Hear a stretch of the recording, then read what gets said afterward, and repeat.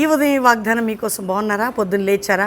మంచి ప్రార్థన జీవితం, ఆత్మీయ జీవితం, నూతన పరచబడిన అనుభవం ఉండటానికి ఉదయకాల ప్రార్థన, సాయంకాల ప్రార్థన, ఈ దినం దేవుని వాగ్దానం. ఏమైనా బాధలు ఉండి పొద్దున్నే లేచారా? నిరుత్సాహంతో ఉన్నారా? పిల్లల ఫీజులు, భర్త భార్య సమస్యలు, అప్పులు, ఆర్థిక పరిస్థితులు, కోర్టు కేసులు, ఎన్నో మీ జీవితాలు ఉంటాయండి. అసలు చెదిరిపోయిన జీవితాలు చూడండి. 147 కీర్తనలో 3వ వచనంలో, గుండె చెదిరిన వారిని బాగు చేయవాడు, వారి గాయములు కడతానంటున్నాడు. చెదిరిపోయింది నీ బ్రతుకు కానీ, నీ బిడ్డల జీవితం కానీ, యవ్వన జీవితం కానీ, నీ ఇల్లు కానీ, నీ గూడు చెదిరున్నారా? కుటుంబం చెదిరున్నారా? ఆర్థికంగా చెదిరున్నారా? ఆత్మీకంగా చెదిరున్నారా? నేనే బాగు చేస్తాను, నేనే కడతా అని మాటిచ్చిన దేవుడు నేను విడవడు కదా. ఈ వాగ్దానం ఎత్తిపట్టి ప్రార్థన చేయి.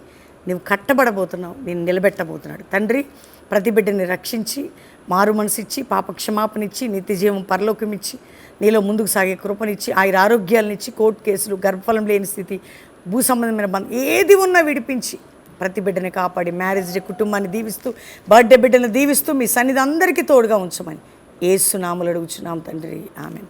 Pastor Praveen official Insta follow అవ్వండి. దేవుడు మిమ్మల్ని దీవించును గాక. ప్రైజ్.